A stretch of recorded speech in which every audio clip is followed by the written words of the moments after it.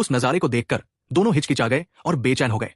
वे बस वही खड़े होकर अंदाजा लगाने लगे, या शायद ये ब्रॉन्ज कॉल्ड्रन कोई बेहद पावरफुल मैजिक वेपन है, जैसे ये एक ही मूव में फायर हिडन सेक्ट को खत्म कर सकता हो। लेकिन जल्द ही उन्होंने इस अजीब अंदाजे को गलत मान लिया। फायर हिडन सेक्ट की रक्षा के लिए एक स्पिरिट सेवरिंग पावर हाउस मौजूद है, उसे एक ही मूव में कैसे खत्म किया जा सकता है। वे कॉल्ड्रन के पास पहुंचे। कॉल्ड्रन के अंदर एक बहुत बड़ा एम्बर स्टोन रखा था और उस स्टोन के अंदर एक सुंदर आकृति शांत पड़ी हुई थी। नारू की आंखें हैरानी से बड़ी हो गई और उसने मजाकिया अंदाज में चिल्लाया, ये क्या? कॉल्ड्रन के अंदर कुछ है। शियाई ने उस स्टोन को ध्यान से देखा और जवाब दिया, ये तो बहुत बड़ा एम्बर है। अचानक एम्बर में हल्की आवाज के साथ दरार आ गई। तभी उन्हें एहसास हुआ कि अंदर कोई इंसान है। वे चिल्ला उठे, वो एम्बर के अंदर एक इंसान है। कॉल्ड्रन के अंदर एम्बर टूट रहा था। जहां से स्टोन टूटा वहां से एक पतली सी महिला खड़ी हुई। उसका चेहरा बेहद खूबसूरत चमक रहा था, एक दुर्लभ और शानदार सुंदरता। पता चला कि उसने पहले अपना ही सिर काटकर कॉल्ड्रन में फेंक दिया था। नारू और शियाई की आंखें फैल गई, उनके मुंह खुले रह गए। वे अपनी जगह जम गए। उन्हें यकीन ही नहीं हो रहा था कि वे क्या देख रहे हैं। जागने के बाद उसने तुरंत अपने शरीर को चेक किया। मारा ने अपनी मौजूदा हालत देखते हुए भौहें सिकोड़ ली। उसका शरीर बदल चुका था। अब वो उसका पुराना शरीर नहीं था, लेकिन फिर भी वो लगातार सोच रहा था और सबसे खराब स्थिति का हिसाब लगा रहा था, क्योंकि इस शरीर को बनाने के लिए इस्तेमाल हुई फाउंडेशन और फिजिक लियू रू यान की थी। इसलिए मौजूदा शरीर फीमेल जैसा बन गया था और उसका रूप भी ओरिजिनल ओनर जैसा दिख रहा था। हालांकि लियू रू यान की फाउंडेशन और फिजिक सच में कमाल की थी। मेरी कल्टिवेशन ने उम्मीद से भी ज्यादा एक और स्टेप ले लिया है, सीधे इंटीग्रेशन रियल्म तक पहुंच गई। तभी उसने अचानक नारू और शियाई को देखा। तीनों कुछ देर तक चुपचाप एक दूसरे को देखते रहे। कुछ पल बाद दोनों वापस होश में आए। उनकी आंखें तुरंत चमक उठीं, उनके चेहरे लाल हो गए और उनकी नजरें शिनली के शरीर पर टिक गई। इतनी खूबसूरत, इतनी शानदार ब्यूटी और फिगर भी टॉप टियर है। ऊपर से वो इमॉर्टल है और कोई स्पिरिचुअल एनर्जी फ्लक्चुएशन भी नहीं है। दोनों लड़कों की लालची नजरें देखकर लियू रू यान के रूप में मौजूद उसने नफरत भरी नजर से देखा। फिर कहीं से एक सफेद कपड़ा निकाला और अपना शरीर ढक लिया। नारू और शियाई अब खुद को रोक नहीं पा रहे थे, जैसे वे तुरंत उस पर टूट पड़ेंगे। लेकिन उनके उलट वो बिल्कुल भी नहीं घबराई। ओह, मैं भी यही सोच रही थी। उसके नंगे पैर हल्के से जमीन को छूते हैं। एक पल में वो अपनी जगह से गायब हो गई। बस एक बैंगनी रोशनी की लकीर रह गई। फिर वो दूर सीक्रेट चैम्बर के एंट्रेंस के पास दोबारा दिखाई दी, इतनी तेज स्पीड से जिसे आंखों से देखना नामुमकिन था। उसने आसानी से नारू और शियाई के गले काट दिए। वो ठंडी और बिना किसी भावना वाली आंखों के साथ आगे बढ़ती रही। सोचने वाली बात थी कि ये दोनों नेसेंट सोल एक्सपर्ट्स उसके हाथों में चींटियों की तरह खेल गए। बिना पीछे देखे उसने चिढ़कर कहा, बस दो नेसेंट सोल रियल वाले लोग कितना शोर करते हैं। वो सीक्रेट चैम्बर से बाहर निकल गई। बाहर एक विशाल इलाका था, चमकता चांद और जंगल रात की खामोशी में डूबे हुए थे। उसने प्लान बनाया, अब जब मैं आउटर रियल्म के खतरे से बच चुकी हूं, मुझे अपनी लेगेसी वापस लेने के लिए शी प्रोविंस लौटना होगा। चिंग यून सेक्ट के अंदर लिंग शी पीक, खूबसूरती से बने पवेलियन और टावर प्रकृति से घिरे हुए थे। चारों तरफ शांति फैली हुई थी। जी यून जूनियर मार्शल सिस्टर एक बैटल में थी। उसका शरीर पावरफुल और हर मूव बिल्कुल सटीक था। वो तेजी से आगे बढ़ी। उसने मजबूती से इनकैंटेशन बोला और अपने हाथ की तलवार विरोधी की तरफ घूमती। जी जेडाट, myriad miles of rivers and mountains. उसकी विरोधी थी गुयू सीनियर मार्शल सिस्टर। उसकी आंखें चमक रही थी। वो पूरी गंभीरता से इनकैंटेशन बोल रही थी। उसकी एक्सप्लोसिव पावर उसे आगे खींच रही थी। जी जेडाट, डेवोरिंग ऑब्सक्योर शैडोज। दोनों आकृतियां बिजली की तरह एक दूसरे की तरफ बढ़ी। धूल और हवा चारों तरफ फैल गई, जिससे जबरदस्त एयर वेव्स बनी। दोनों तलवारों ने पूरी ताकत से एक दूसरे पर वार किया। जी यून जूनियर मार्शल सिस्टर के सीने में सीधे तलवार लगी। उसके मुंह से ताजा लाल खून निकला, जिससे उसे अंदरूनी और बाहरी दोनों गंभीर चोटें आई। दूसरी तरफ गुयू सीनियर मार्शल सिस्टर भी कंधे पर घायल हो गई। उसके मुंह से खून निकला। अचानक दोनों अलग जगह पर दिखाई दी, एक दूसरे के सामने। उनके शरीर ऐसे ठीक हो चुके थे जैसे कुछ हुआ ही नहीं। दोनों ने इंकैंटेशन बोले और पहले के घायल शरीरों के इल्यूजन धीरे धीरे गायब होने लगे। सनलाइट अवतार, मूनलाइट अवतार। इसी समय गुयू ने अपने एलिगेंट और शांत अंदाज में कहा। उसकी आंखों में तारीफ साफ दिख रही थी। जूनियर मार्शल सिस्टर बहुत तेजी से प्रोग्रेस कर रही है। कुछ समय बाद तुम जरूर मेरी बराबरी कर पाओगी। यह सुनकर जी यू ने डिफेंसिव स्टांस लिया। वो उत्साह से आगे बढ़ी और तारीफ करने से भी पीछे नहीं हटी। सीनियर सिस्टर की स्वॉर्ड आज भी पहले जैसी शार्प है। फिर से करते हैं। ये देखकर गुयू खुशी से जूनियर मार्शल सिस्टर के साथ स्पार करने लगी। उसकी लंबी ड्रेस हर स्वॉर्ड मूवमेंट के साथ खूबसूरती से लहरा रही थी। वो पल भर में सामने आ गई। दोनों ने पावरफुल और शानदार स्वॉर्ड टेक्निक्स इस्तेमाल की। वे आसमान में टकराई, जिससे की जबरदस्त लहर पैदा हुई। इसी बीच युवा लिन बे पवेलियन की छत पर आराम से लेटा हुआ था। वो उनकी ट्रेनिंग मैच देख रहा था। वो आराम से अपने दोनों हाथ सिर के पीछे रखकर लेटा था। तभी उसने दूर कुछ हलचल महसूस की। ये क्या उड़कर आ रहा है? वो उठकर बैठ गया और उसने रोम्बस शेप का कम्युनिकेशन डिवाइस पकड़ लिया। उससे हल्की रोशनी निकल रही थी। उसने उसे चेक किया। ये शिफू का मैसेज है। कम्युनिकेशन डिवाइस के अंदर शिफू बुन की इमेज दिखाई दी। वो काफी खुश नजर आ रहे थे और कुछ निर्देश दे रहे थे। 1.5 साल पहले जू प्रोविंस में ये फांग नाम का एक शानदार टैलेंट सामने आया था। दुनिया कहती है कि उसके पास मॉर्टल रियल में इमोर्टलिटी हासिल करने का तरीका है। शिफू आराम से रू यांग की गोद में लेटे हुए थे और वो उनका कान साफ कर रही थी। वो आगे बोले, अब वो जीजी प्रोविंस में एक सेक्ट बनाना चाहता है। तुम्हारे टीचर अभी कुछ जरूरी कामों में बिजी है और फिलहाल वहां नहीं जा सकते। छोटे लिनबे, तुम शिफू की तरफ से जाकर इस मामले की जांच करोगे। लिनबे ने अविश्वास से देखा, फिर उदास होकर शिफू की बात दोहराई।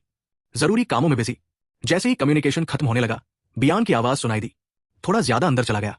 धीरे रू यान ने जवाब दिया। हाँ, सीन बदलता है। एक बहुत ऊंचा और शानदार पहाड़ दिखाई देता है जो आसमान को छू रहा था। ऐसा लग रहा था जैसे वो स्वर्ग को सहारा देने वाला कोई विशाल खंभा हो। उसकी चोटी के चारों तरफ बादल घूम रहे थे और नीचे घना जंगल पूरे इलाके को ढके हुए था। वही था हेवनली माउंटेन। पहाड़ की चोटी पर हरे भरे पेड़ों के बीच एक शानदार और भव्य महल बना हुआ था। महल के सामने बहुत सारे कल्टीवेटर्स खड़े थे, जिससे वहां लोगों का एक बड़ा और शोर भरा माहौल बन गया था। कल्टीवेटर्स की बातचीत की आवाजें आपस में मिल रही थी। हर तरफ हलचल थी। दुनिया का सबसे बेहतरीन सेक्ट। सीनियर ये ने तो बहुत बड़ा दावा कर दिया। आवाज कम रखो। मैंने सुना है स्टारफॉल फॉरेस्ट में जो इमॉर्टल स्वॉर्ड्स कार है, वो सीनियर ये ने बस हाथ हिलाकर बना दिया था। छोटी बड़ी अफवाहें सभी के मुंह से निकल रही थी, बिना ये जाने कि जिनके बारे में वे बात कर रहे हैं वो इंसान काफी पहले वहां आ चुका है। यून यिन महल के सामने बिना किसी एक्सप्रेशन के खड़ा था। वो स्वॉर्ड्स कार में मौजूद डाउ प्रिंसिपल्स के बारे में बातें सुन रहा था। यहां तक कि शक्तिशाली tribulation transcendence realm expert senior यून यिन ने भी आह भरी थी और खुद को कम महसूस किया था। यून यिन से ज्यादा दूर नहीं सेक्ट लीडर ली शाओ दिखाई दिया। वो चेन यी से नाराज लग रहा था, खासकर जब वे 2 अफवाहों वाले बड़े लोग भी उसके पीछे आ गए। मैंने तो ये भी सुना है कि यांगजान सेक्ट के सेक्ट मास्टर ली शाओ और यिनजान सेक्ट के सेक्ट मास्टर चेन यी कह रहे थे कि ये कोई इमॉर्टल पावर जैसी चीज है। ली शाओ, चेन यी और ज्यादा लोग शो देखने के लिए पहाड़ पर चढ़ रहे थे। हेवनली माउंटेन पर भीड़ को हटाते हुए एक लड़की आगे बढ़ रही थी। उसकी मुट्ठी बंद थी, चेहरा गंभीर और शांत था। वो सोच रही थी, ये कब से किसी और सेक्ट का इलाका बन गया। अचानक शोर से भरी जगह शांत हो गई। हल्का धुआं तेजी से फैल गया और उसमें से 2 आकृतियां दिखाई दी, एक आदमी और एक औरत। उनके मास्टर लिनबे ने उनसे कहा था, छोटे लिनबे, तुम अपने शिफू की तरफ से जाकर हालात देखना। धुआं गायब हुआ और सामने आई ये फांग, एक हैंडसम और शानदार दिखने वाला आदमी, और जियांशी, एक सफेद बालों वाली महिला जिसके पास एक बड़ी तलवार थी। सिस्टम पैनल पर उस आदमी की जानकारी दिखाई दी। ये Fang, transmigrator, foundation establishment realm, evaluation, child of destiny, forward thinking. उसके पास बड़ी अपॉर्चुनिटीज है। इतिहास का सबसे शानदार एंसेस्टर सिस्टम उसके पास है। जितने ज्यादा टैलेंटेड डिसाइपल वो भर्ती करेगा, उतने ही बड़े रिवॉर्ड मिलेंगे। अभी तक उसने 4 चिल्ड्रन ऑफ डेस्टिनी को अपना डिसाइपल बनाया है और बहुत सारे ट्रेजर और फॉर्च्यून हासिल किए हैं। 120। उसने अपने हाथ पीछे बांधे, एक महान व्यक्ति की तरह पोज दिया, फिर आगे बढ़कर सभी से कहा, आज हेवनली माउंटेन पर आए सभी साथी डाउइस का स्वागत है। 11वें सेक्ट की स्थापना समारोह में आने के लिए आप सभी का धन्यवाद। इतना कहकर उसने हाथ हिलाया, एक रोशनी आगे भेजी और ऑफिशियली स्पेल शुरू किया। यूजिंग, प्रकट हो। फिर एक तैरता हुआ आइलैंड दिखाई दिया जहां पेड़ मिलकर एक विशाल हरी दीवार बना रहे थे जिसने बहुत बड़े क्षेत्र को ढक रखा था। जैसे ही ये फांग ने अपना स्पेल डाला, आसमान में इमॉर्टल एनर्जी से भरा एक फ्लोटिंग आइलैंड अचानक प्रकट हुआ। पूरा आइलैंड घने जंगलों से ढका था। ऊंची चोटियों से झरने नीचे गिर रहे थे। आइलैंड पर 12 विशाल टावर खड़े थे जिनमें से 5 पर शब्द लिखे थे, पिल, एरे, आर्टिफैक्ट, टैलिस्मन, स्क्रिप्चर। सभी कल्टीवेटर्स ऊपर देखकर हैरान रह गए। लिनबे चुपचाप देखता रहा। ये इमॉर्टल माउंटेन स्पिरिचुअल की और गहरी समझ से भरा हुआ था। यहां अगर कोई कुत्ता भी कुछ साल रह जाए तो वो भी मॉन्स्टर बन जाएगा। यहां तक कि जिसने ये सब बनाया था वो खुद भी हैरान था। कमाल है, ये वही रिवॉर्ड है जो सिस्टम ने मुझे डिसाइपल रिक्रूटमेंट मिशन पूरा करने के बाद दिया था। ये फांग ने पीछे मुड़कर थम्स अप किया और मन ही मन खुशी से बोला, बहुत जबरदस्त। इसके बाद ये फांग के हाथ में एक गोल्डन टोकन दिखाई दिया। उसने उत्सुकता से सोचा, सेक्ट एस्टेब्लिशमेंट मिशन पूरा करने के बाद मुझे कैसा हेवन डिफाइंग रिवॉर्ड मिलेगा। अपने ख्यालों से बाहर आते हुए ये फांग ने सामने खड़े आदमी को टोकन दिया और घोषणा की, आज से हांजुओ, तुम 11वें सेक्ट के पहले डिसाइपल हो। तुम पिल पवेलियन संभालोगे। आज से तुम पिल पवेलियन के मास्टर हो। हांजुओ, जिसके बाल ऊपर बंधे हुए थे और आंखें तेज थी, उसने टोकन स्वीकार किया, फिर सम्मान से हाथ जोड़कर कहा, जी शिफू। सिस्टम की जानकारी सामने आई। Hanzhuo, nascent soul realm, child of destiny, सभी की रक्षा करने में माहिर, और उसके पास बड़ी अपॉर्चुनिटीज मौजूद है। अर्थ स्टॉर्म फॉर्च्यून का इस्तेमाल करता है। अरे कितना फॉर्च्यून। ये जानकारी सुनकर लिन बे की आंखें हैरानी से बड़ी हो गई। नहीं, ये फांग ने आगे बढ़ते हुए अलग अलग रंग की आंखों और ऊपर बंधे बालों वाले आदमी को एक टोकन दिया। ये बाय, तुम मेरे दूसरे डिसाइपल हो। एरे पवेलियन अब तुम्हारे मैनेजमेंट में रहेगा। आज से तुम एरे पवेलियन के मास्टर हो। उसने टोकन लिया और खुशी से कहा, समझ गया शिफू। सिस्टम ने फिर जानकारी देना शुरू किया। ये by nascent soul realm, child of destiny, तलवार को अपना आधार बनाकर लड़ता है। उसके पास बड़ी अपॉर्चुनिटीज है। Infinite Z sword formation. Fortune नहीं। ये अजीब बात सुनकर लिन बे ने अपने बिखरे बाल खुजलाए। वो सोच में पड़ गया। अभी भी नहीं? सिस्टम, क्या तुम खराब हो गए हो? ये फांग ने तीसरा टोकन निकाला। इस बार वो 2 रंग के बालों वाले आदमी के सामने खड़ा था, जिसका स्वभाव खुशमिजाज और मिलनसार था। वो आराम से पैर फैलाकर खड़ा था, जिससे उसमें एक अलग ही आकर्षण दिख रहा था। ली युआन, तुम मेरे तीसरे डिसाइपल हो। आर्टिफैक्ट पवेलियन तुम्हारे मैनेजमेंट में रहेगा। आज से तुम आर्टिफैक्ट पवेलियन के मास्टर हो। उसने जोश से भरी आवाज में जवाब दिया। समझ गया शिफू। सिस्टम ने फिर उस किरदार की जानकारी और उसके अजीब फॉर्च्यून के बारे में बताया। Li Yuan Jiang, nascent soul realm, child of destiny, बहुत सारे दोस्त बनाने में माहिर। उसके पास बड़ी अपॉर्चुनिटीज है। 10 डायरेक्शन हैमर। फॉर्च्यून नहीं। इन चिल्ड्रन ऑफ डेस्टिनी का फॉर्च्यून इसलिए नहीं दिख रहा क्योंकि उनका फॉर्च्यून ये फांग को ट्रांसफर हो चुका है। आखिर में ये फांग ने आखिरी टोकन दिया। ये इंसान बहुत गंभीर और स्थिर स्वभाव का था। उसकी आंखों से लेकर हर हरकत तक मैच्योरिटी और फोकस दिख रहा था। शेमू, तुम मेरे चौथे डिसाइपल हो। टैलिस्मन पवेलियन तुम्हारे मैनेजमेंट में रहेगा। आज से तुम टैलिस्मन पवेलियन के मास्टर हो। सिस्टम ने फिर जानकारी दिखाई। Shemu, nascent soul realm, child of destiny, card खेलने में माहिर। उसके पास बड़ी अपॉर्चुनिटीज है। Cards of heaven and earth. Fortune नहीं। यह सुनकर लिन बे ने सिस्टम की तरफ देखा। उसकी आंखें खुशी और एक्साइटमेंट से चमक रही थी। वो अपनी खुशी छुपा नहीं पाया और पूछा, इन सबका फॉर्च्यून नहीं है तो क्या मैं पहले इन्हें खत्म कर सकता हूं? सिस्टम तुरंत घबराकर बोला, नहीं, इन डिसाइपल्स का फॉर्च्यून स्ट्रॉन्गर फॉर्च्यून में बदल चुका है और वही असली फॉर्च्यून है। लेकिन ऐसा लग रहा था जैसे लिन बे ने कुछ सुना ही नहीं। वो अपनी मर्जी करने के लिए भाग निकला। पीछे धूल उड़ती रह गई। सिस्टम आगे समझाता रहा, और ये फांग और उसके डिसाइपल्स की किस्मत एंसेस्टर सिस्टम की वजह से जुड़ी हुई है। इसलिए होस्ट को इन 5 का फॉर्च्यून कम करके एग्जीक्यूशन पॉइंट तक लाना होगा, तभी इन्हें खत्म किया जा सकता है। लिन बे बस चिल्लाया, हाँ हाँ हाँ, मारना है, मारना है, मारना है।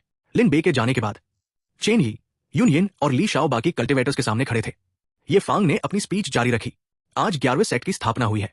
ये छोटी सी जगह साथी डाउइस के सामने बस एक मामूली चीज है। शैलिया ने विनम्रता से जवाब दिया, सेक्ट लीडर, ये बहुत ज्यादा विनम्र हो रहे हैं। आज हमारी आंखें खुल गई। उसकी आवाज शांत थी। हर तारीफ बहुत सोच समझकर कही गई थी, ताकि सामने वाले को सच में सम्मान महसूस हो। बायोजिन की स्पिरिचुअल एनर्जी बहुत ज्यादा है और यहां एक ट्रांसेंडेंस जैसा एहसास है। भविष्य में ये जरूर कल्टिवेशन के लिए एक बेहतरीन जगह बनेगी। सफेद बालों वाले यून ने भी तारीफ की। भाई सही कह रहे हैं, लेकिन जो चीज हमें और ज्यादा प्रभावित करती है वो है सेक्ट लीडर ये की डिसाइपल सिखाने की क्षमता। सेक्ट लीडर ये के चारों डिसाइपल्स में कमाल का टैलेंट और जबरदस्त फॉर्च्यून है। उनकी भविष्य की उपलब्धियां बहुत शानदार होंगी। फिर सेक्ट लीडर चेन यी ने भी तारीफ की। 11वें सेक्ट में सेक्ट लीडर ये जैसे व्यक्ति है और इतने बेहतरीन डिसाइपल्स भी, तो भविष्य में ये सेक्ट बहुत तेजी से आगे बढ़ेगा। बाकी कल्टिवेटर्स भी हंसते हुए उनकी बातों से सहमत होने लगे और माहौल फिर से शोर और उत्साह से भर गया। समय बीता। अब देर रात हो चुकी थी। हल्की चांदनी पानी पर पड़ रही थी, जिससे पानी चांदी की तरह चमक रहा था। चट्टानों से गिरते झरनों की आवाज पूरे इलाके में गूंज रही थी और ठंडी हवा के साथ धुंध फैल रही थी। हॉल के बाहर की सारी हलचल खत्म हो चुकी थी। अब सिर्फ रात की शांति बची थी। लिन बे ने अपना सिस्टम खोला और रिवॉर्ड क्लेम किया। हॉल के अंदर लिन बे अपने सिंहासन पर आराम कर रहा था, जबकि स्वॉर्ड सर्वेंट उसके पास एक शांत गार्डियन की तरह खड़ी थी। सिस्टम नोटिफिकेशन आया, बधाई हो होस्ट, आपने सफलतापूर्वक अपना सेक्ट शुरू कर दिया है और ऑफिशियली सेक्ट फाउंडिंग पाथ पर कदम रख दिया है। स्वॉर्ड सर्वेंट के पीछे एक बहुत बड़ी तलवार दिखाई दी, जो उसके शरीर के मुकाबले बहुत ज्यादा विशाल लग रही थी। रिवॉर्ड, एक सील्ड नेमलेस स्वॉर्ड। फिर हवा में सफेद पंखों की एक जोड़ी दिखाई दी और साथ में एक गहरे भूरे रंग का map. Reward, golden coins flying wings, secret realm best treasure map. System ने जानकारी दी, गोल्डन कॉइन्स में अनंत शक्ति है। सीक्रेट मैप एरेडाओं के इमॉर्टल एनलाइटमेंट ट्रेजर तक ले जाता है। कृपया इसे संभाल कर रखें होस्ट। दोनों चीजें हाथ में लेकर लिन बे अपनी मुस्कान रोक नहीं पाया।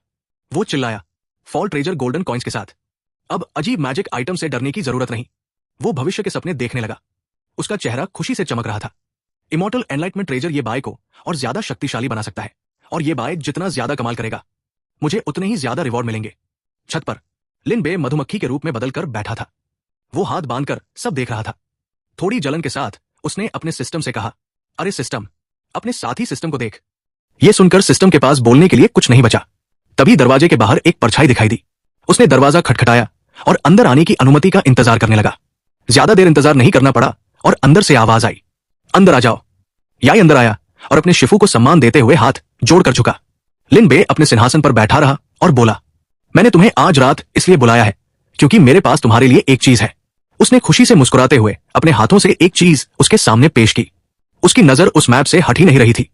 उसने कहा, ये एक secret realm best treasure map है। इसमें उस सीक्रेट रियल्म की लोकेशन लिखी है जहां एरे दाओं का इमॉर्टल एनलाइटमेंट ट्रेजर छुपा हुआ है। गोल्डन स्पिरिचुअल पावर के जरिए वो मैप याई के हाथों तक पहुंच गया। याई ने दोनों हाथों से उसे लिया और मैप देखते ही उसकी खुशी छुपाई नहीं छुप रही थी। याई, मैं ये मैप तुम्हें देता हूं। याई ने तुरंत कहा, इस गिफ्ट के लिए धन्यवाद शिफू। इसके बाद लिन बे ने कहा, और हां, तुम्हारा शिफू अब एक मैजिक ट्रेजर को रिफाइन करने के लिए सीक्लूजन में जाने वाला है। अगर सीक्रेट रियल्म एक्सप्लोर करते वक्त तुम्हें कोई परेशानी आए तो अपने सीनियर ब्रदर से मदद मांग लेना।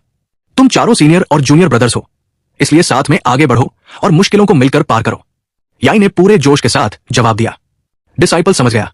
दोनों की बात सुनने के बाद लिन बे का आधा चेहरा अंधेरे में छुप गया। उसके चेहरे पर एक खतरनाक मुस्कान आ गई। मैं भी समझ गया। सिस्टम, मेरे लिए इस secret realm best treasure map को डिकोड करो। मैं एक कदम पहले ही इस सीक्रेट रियल्म को अपने कंट्रोल में लेना चाहता हूं। सिस्टम जैसे पहले से ही अपने होस्ट की पर्सनैलिटी से अच्छी तरह वाकिफ था। उसने मशीन जैसी आवाज में जवाब दिया, जी होस्ट, 952 विलेन पॉइंट्स काटे जा रहे हैं। इतने पॉइंट्स कटते सुनकर लिन बे नाराज होकर बड़बड़ाया, धत तेरे की। दूसरी तरफ सीक्रेट रियल्म से जुड़ा हुआ एक गेट स्पेस के बाहर मौजूद था। उसके सामने अनगिनत चमकते हुए सितारे थे जो खाली अंतरिक्ष में रोशनी फैला रहे थे। एक तैरते हुए आइलैंड पर 9 मंजिला टावर खड़ा था। एक आकृति ने वहां कदम रखा। टावर की 9वीं मंजिल पर कई टेंटेकल्स उस आकृति की तरफ बढ़ने लगे। मैंने सोचा नहीं था कि कोई इंसान अंधेरे को पार करके यहां तक पहुंच पाएगा। वहां सैकड़ों मॉन्स्टर्स मौजूद थे। उनके शरीर से डेमोनिक ऑरा निकल रही थी। उनकी आंखों से लाल रोशनी चमक रही थी। कुछ विशाल और डरावने जीव थे जिनके शरीर पर कई चमकती लाल आंखें थी। उनके बड़े मुंह तेज दांतों से भरे हुए थे और कई जीवों का शरीर ऑक्टोपस जैसा था। उनके लंबे टेंटेकल्स विशाल रस्सियों की तरह आपस में मुड़े हुए थे। लिन बे उन सभी मॉन्स्टर्स के बीच खड़ा था, लेकिन उसके चेहरे पर जरा भी डर नहीं था। मॉन्स्टर्स अजीब आवाजें निकाल रहे थे, लेकिन तुम्हारा सफर यही खत्म होता है। लिन बे मुस्कुराया और उसने 4 डायरेक्शंस स्पिरिट क्यूब बाहर निकाला। क्यूब खुल गया और उस मैजिक आइटम की सुनहरी रोशनी अंधेरे में किसी पवित्र मशाल की तरह चमकने लगी। दृढ़ नजर के साथ लिन बे ने अपना हाथ आगे बढ़ाया और डिस्ट्रक्शन इनकैंटेशन पढ़ा। उसके हाथ से एक चमकदार सुनहरी किरण निकली जो एक सिलेंडर के आकार में फटकर हर फ्लोर पर फैलने लगी। उस एनर्जी ने स्पेस को चीर दिया और अपने रास्ते में आने वाली हर चीज को पूरी तरह तबाह कर दिया। जहां जहां वो शक्ति पहुंची वहां मौजूद मॉन्स्टर्स खत्म होते चले गए। उन्हें बचने का मौका तक नहीं मिला। वे सिर्फ अपनी आती हुई मौत को देखकर चीख सकते थे, गाओ गाओ गाओ। टावर के बाहर पूरी तरह सन्नाटा छा गया। अचानक टावर के सबसे ऊपर से सुनहरी एनर्जी की एक धारा बाहर निकली जिसने बहुत बड़ा इलाका नष्ट कर दिया। उस भयानक एनर्जी के गुजरने के बाद सिर्फ मॉन्स्टर्स के अधूरे शरीर बचे थे। सब कुछ उस जबरदस्त शक्ति से पूरी तरह मिट चुका था। लिन बे वही खड़ा था, अपनी आंखों के सामने गिरते हुए टुकड़ों को देख रहा था। मॉन्स्टर्स को खत्म करने के बाद वो काफी खुश था। बुरा नहीं, ट्रेजर अब मेरे हाथ में है। इमॉर्टल एनलाइटमेंट ट्रेजर और इस सीक्रेट रियल्म की अथॉरिटी दोनों मेरे हाथ में आ चुके हैं। अचानक लिन बे ने नीचे उस सीक्रेट ट्रेजर को देखा। उसके चेहरे पर धीरे धीरे एक खतरनाक मुस्कान आ गई, जैसे वो अगली चाल चलने वाला हो। अब उस अनएक्सपेक्टेड ट्रायल का मजा लेना जिसे मैंने इतनी मेहनत से तैयार किया है। सीन बदलता है। एक लावा से भरी जगह दिखाई देती है। लिन बे एक लावा माउंटेन के पास खड़ा था जहां जमीन और आसमान भयानक गर्मी से जल रहे थे। जमीन जगह से टूटी हुई थी। गहरी दरारों से लाल लावा बाहर निकल रहा था जो आग की नदियों की तरह बह रहा था। मैप के हिसाब से सीक्रेट रियल्म का गेट यही होना चाहिए। लिन बे का चेहरा गंभीर हो गया। उसने अपने हाथों से सील बनाई और मंत्र पढ़ना शुरू किया। तभी लावा के बीच से अजीब पैटर्न वाला एक दरवाजा धीरे धीरे बाहर आने लगा। दरवाजा पूरी तरह प्रकट हुआ और वही टावर दिखाई दिया जहां लिन बे पहले गया था। 9 फोल्ड पगोड़ा। लिन बे की पिछली विजिट के बाद वो अब टूटा फूटा और बर्बाद हो चुका था। दीवारों पर बड़ी बड़ी दरारें थी। ये बाय पगोड़ा के पहले लेवल में घुसा। वो सीक्रेट ट्रेजर ढूंढ रहा था। उसके सामने एक यिन-यांग सर्कल था जिससे नीली और सफेद ऑरा निकल रही थी जो ब्रह्मांड के संतुलन और बदलाव को दिखा रही थी। ये बाय ने हैरानी से कहा, कमाल है, ये यिन-यांग फॉर्मेशन मेरी उम्मीदों से भी ज्यादा शानदार है। सच में ये फॉर्मेशन के जरिए इमॉर्टलिटी साबित करने वाला ट्रेजर है। पहला लेवल फॉर्मेशन ट्रायल है। ये बाय ने सोचा कि जब पहला लेवल ही इतना शानदार है तो अंदर का सीक्रेट ट्रेजर जरूर बहुत कीमती होगा जिसमें कई रहस्य छिपे होंगे। वो एक्साइटमेंट के साथ फॉर्मेशन में कूद गया। अब देखना मैं इस फॉर्मेशन को कैसे तोड़ता हूं। जैसे ही वो अंदर गया वो शानदार तरीके से जमीन पर उतरा। एक पैर जमीन पर था, दूसरा थोड़ा मुड़ा हुआ। एक हाथ जमीन पर टिकाकर उसने इंपैक्ट संभाला और दूसरा हाथ अगले एक्शन के लिए तैयार था। ये बाय तुरंत खड़ा हुआ। उसके सामने फॉर्मेशन द्वारा बनाए गए 4 विरोधी खड़े थे। चारों ने मास्क पहने हुए थे जो उनके चेहरे का ज्यादातर हिस्सा छुपा रहे थे। उनके कांसे जैसे शरीर का ऊपरी हिस्सा खुला हुआ था। वे उसे फॉर्मेशन तोड़ने से रोकने के लिए खड़े थे। मैं आ गया। सामने का नजारा देखकर ये बाय हैरान हुआ। 4 ब्रॉन्जमैन, वे बारी बारी से बोलने लगे और पहले लेवल को पास करने का तरीका समझाने लगे, जिसके सिर पर चांद जैसा मास्क था। वो खुशी से बोला, हम 4 ब्रॉन्ज ब्रदर्स हैं। फिर बाकी ने आगे कहा, अगर तुम चारों भाइयों को एक साथ हरा सकते हो तो तुम अल्टीमेट ब्रॉन्जमैन एरे पास कर जाओगे। चलो लड़ते हैं, चैलेंजर।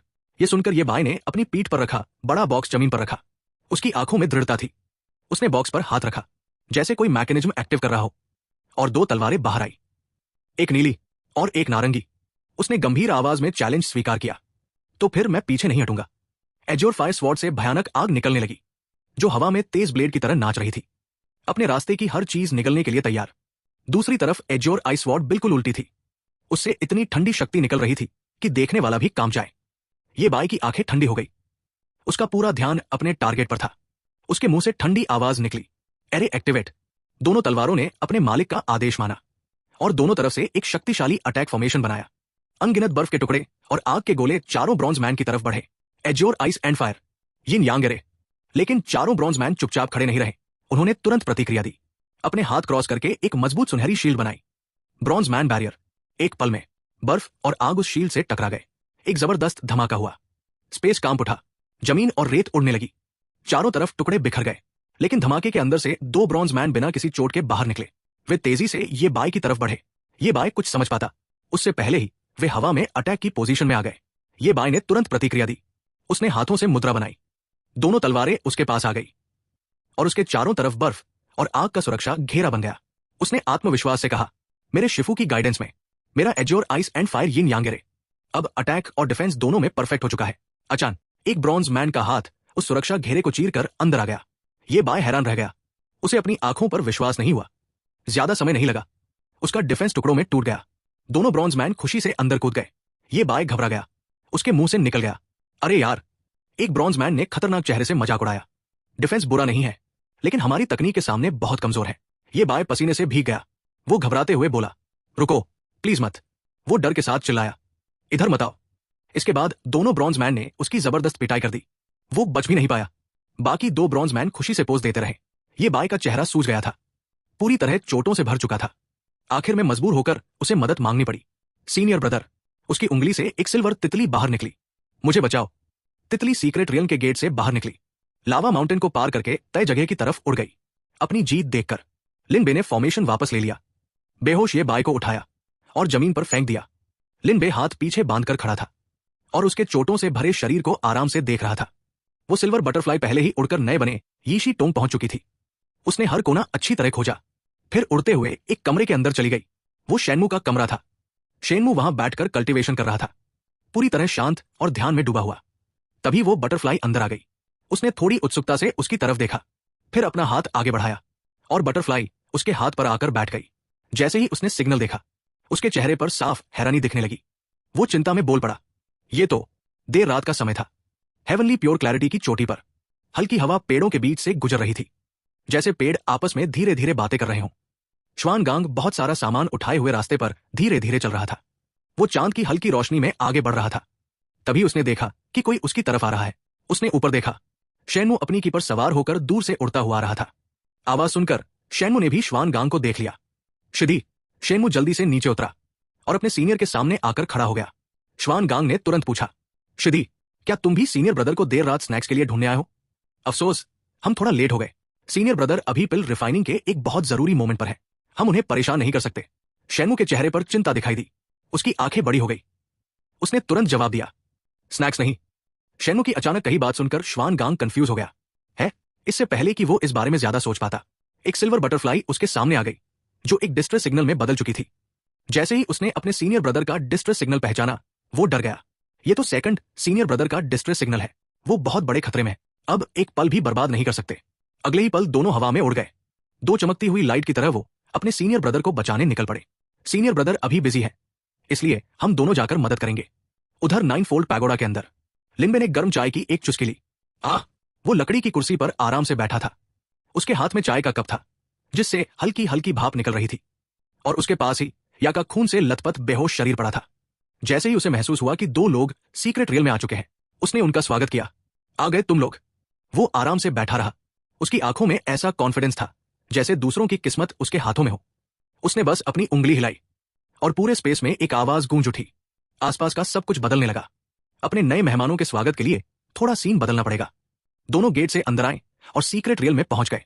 उनके सामने हवा में तैरता हुआ एक आइलैंड था, जहां थोड़ा टूटा हुआ पैगोडा मौजूद था। श्वानगांग ने शिकायत करते हुए कहा, शिफू भी कमाल है, ये जगह इतनी खतरनाक है और उन्होंने सेकंड सीनियर ब्रदर को कोई ढंग का प्रोटेक्टिव ट्रेजर भी नहीं दिया। यह सुनकर शेनमू ने तुरंत अपने शिफू का बचाव किया। थर्ड सीनियर ब्रदर, शिफू के अपने प्लान होते हैं। श्वानगांग को अपनी गलती महसूस हुई। वो थोड़ा शर्मिंदा होकर बोला, सही कहा, मेरी गलती थी। फिर दोनों ने बात बदल दी और असली मुद्दे पर ध्यान दिया। दोनों एक साथ उस फ्लोटिंग आइलैंड पर उतरे। वो फर्स्ट लेवल के ट्रांसमिशन डोर के पास पहुंचे। सीनियर ब्रदर शायद अंदर ही है, चलो। श्वानगांग ने हाथ आगे बढ़ाया। वो रहस्यमयी नीली लेयर सच में एक ट्रांसमिशन जैसी लग रही थी। जैसे ही उसने उसे छुआ, उसका हाथ गायब हो गया। इसके बाद दोनों तुरंत एक सुनसान जगह पर टेलीपोर्ट हो गए। वहां जीवन का कोई निशान नहीं था। चारों तरफ घना धुंध जैसा अंधेरा फैला हुआ था। सब कुछ धुंधला दिखाई दे रहा था।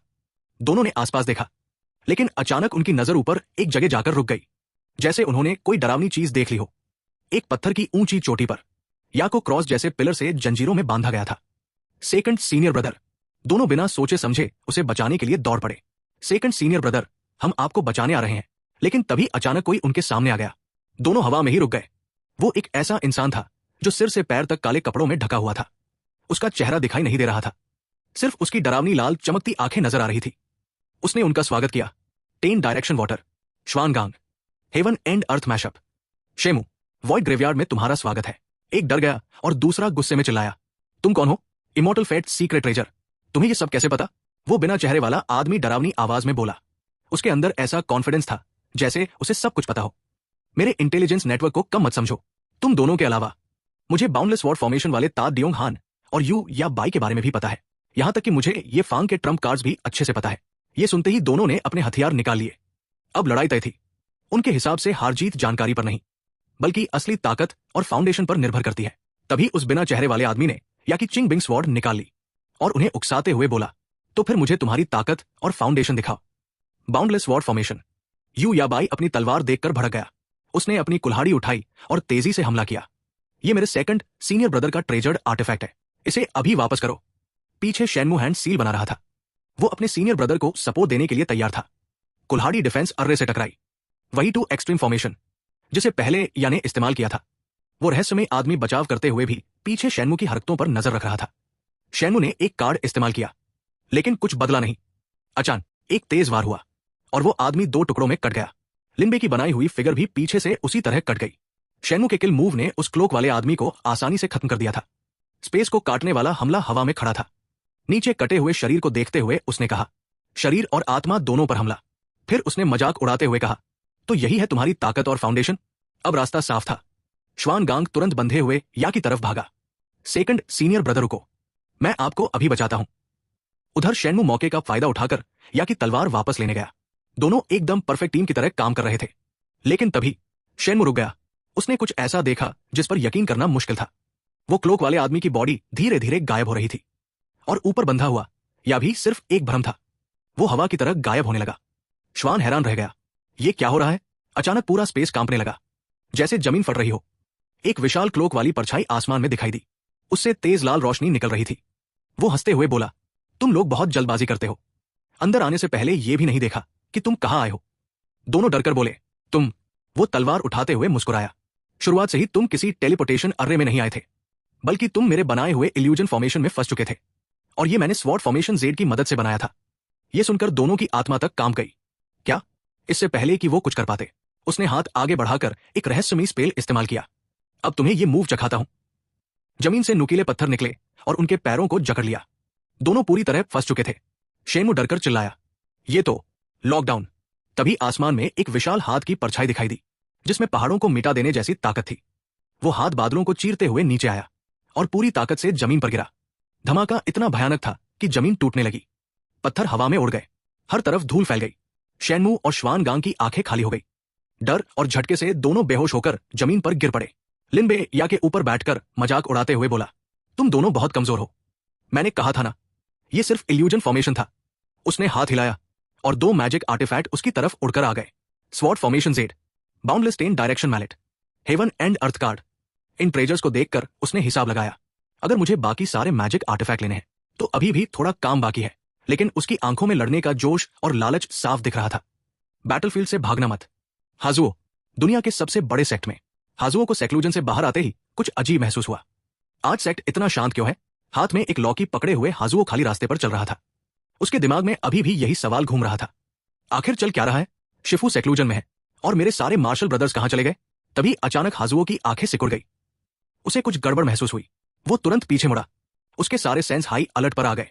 वो चिल्लाया, कौन है वहां? तभी धम, उसके हाथ में पकड़ी बोतल पर कोई चीज बेहद तेज स्पीड से आकर लगी और बोतल हजारों टुकड़ों में टूट गई। हाजुओ ने तुरंत अपना हथियार निकाल लिया। उसने अपनी सारी लिंची इकट्ठी करके एक जबरदस्त हमला किया। उसका वार इतना शक्तिशाली था कि उसने स्पेस तक को चीर दिया। जैसे ही एज्योर ओरिजिन स्पिरिट स्वॉर्ड बाहर आई, उसने दूर आसमान को स्कैन किया, लेकिन कुछ नहीं था। उसकी स्वॉर्ड एनर्जी भी गायब हो चुकी थी। वो भाग गया, हाजुओ ने धीरे से कहा। फिर उसकी नजर जमीन पर टूटी हुई मेडिसिन पिल वाली बोतल पर पड़ी। वो दुखी होकर बोला, धत तेरे की, मैंने अभी अभी ये पिल्स रिफाइन की थी। तभी उसने देखा कि वहां एक तीर लगा हुआ था और उसके साथ एक पत्थर बंधा था। उसने उस पत्थर में अपनी लिंची भेजी और अचानक उसमें एक इमेज दिखाई देने लगी। उसके तीनों जूनियर ब्रदर्स बंधे हुए थे। उनकी हालत खराब थी और शरीर पर चोटों के निशान थे। साथ ही वहां क्लोक पहने हुए लिनबे दिखाई दिया। लिनबे बोला, हाजुओ, तुम्हारे छोटे दोस्त अब मेरे कब्जे में हैं। लिनबे ने चोरी किए हुए धर्मा आर्टिफैक्ट दिखाए और डरावनी आवाज बनाने की कोशिश करते हुए बोला, अगर इन्हें सही सलामत वापस चाहिए तो अकेले इस जगह पर आ जाना। इसके बाद इमेज बंद हो गई। हाजुओ वही खड़ा सोच में पड़ गया। आखिर इनका प्लान क्या है? Sword formation Z